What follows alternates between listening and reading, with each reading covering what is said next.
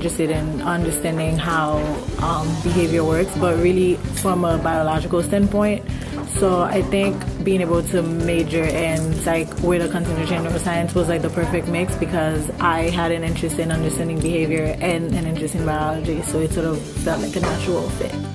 I wanted to do business at the time, and I said business seemed like it's a little bit too mundane for someone of your abilities. So maybe you need to have something more creative that will mix your logical thinking with your creative thinking.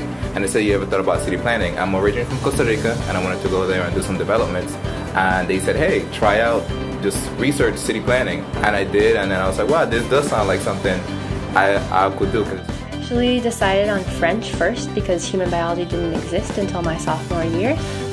Just to become a little more well-rounded, even though I'm taking my science classes and planning on getting my doctorate in physical therapy. But then my sophomore year, I saw the human biology major starting up, and it's actually really perfect for physical therapy because it's not too chem or hard science intensive, but it's more.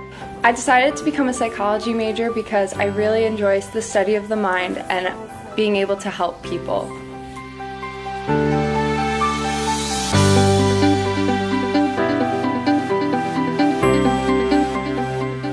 It's very multidisciplinary. You know, you get a bunch of I guess you get the best of everything, but a little bit of everything. Like, I've taken classes in music theory, I've taken classes in psychology, sociology, and you know, it's all stuff that really interests me. I mean, one of the weirdest classes that I found here that I actually really enjoyed was Greek and Latin roots of English. So I actually really enjoyed the resume workshops that you had. It wasn't my strong suit, I'm not gonna lie, but it was really helpful to have someone kind of sit with me and work on every point of it. I had a wonderful time at Hunter. I was vice president of the student body, I was a student ambassador, and I provided tours, and I was in a lot of clubs before that, so I was very involved with the community life. I loved career development services. I went to them ever since I was a freshman. They edited my resume for every stage of my career.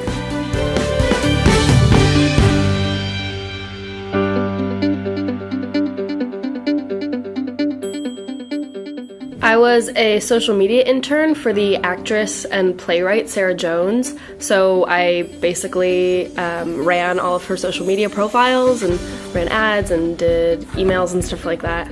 I've had internships in social media, marketing, and communications. And I actually recently started a job that I applied through CareerHunter, and it was a marketing assistant job at Citron Cooperman, and I started 3 weeks ago working there as a marketing assistant. Right now, I'm still at Seeger Weiss, which is a law firm downtown. I'm loving it. I've been there a while now, so they're definitely trusting me with more than just coffee and stuff. I'm getting a real hands-on perspective of what you do in the law industry. Currently, I'm volunteering at Memorial Sloan Kettering Cancer Center on the bone marrow transplant unit. I am assisting the physical therapist in that I go into the patient's rooms on days when the physical therapist can't see them, and if the patient's feeling up to it, I'll do some exercises with them, get them out of the bed, get them moving a little bit.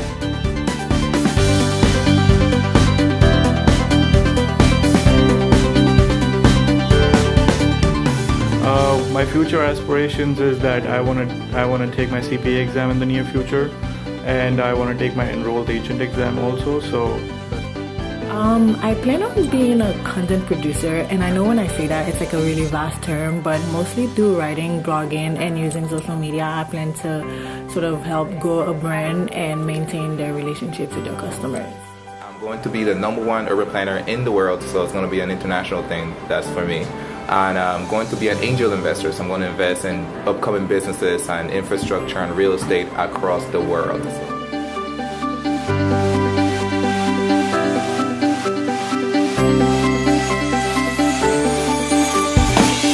It's definitely a very competitive field, but I would recommend to keep applying and keep applying yourself to different institutions, different companies, because you'll never know which one will work for you. People who are pursuing the same field, I feel like definitely need to find your passion and be committed to doing whatever it is you want to do in your field and explore all the opportunities you can get. I think the advice I would give someone is to definitely just explore, always get a lot of feedback from people with more experience, and that you'll definitely hear what you really want and always go towards that. So students who are thinking about pursuing this career in urban planning, one, congratulations, you are in the minority of people that are pursuing this career. It's not a well-known career, but it pays extremely well. My advice is just read as much as you can. Read. Know what's happening in your own neighborhood, what's changing, what's being developed in your own neighborhoods. Who is moving in, who is moving out? Is your neighborhood gentrifying?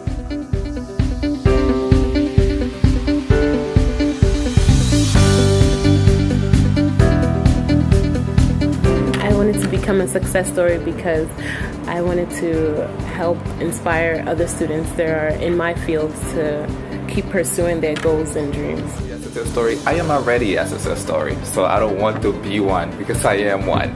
So I just want to help students know that they are also success stories. It's not just me, right? I'm just a regular guy who's trying to just do what I can.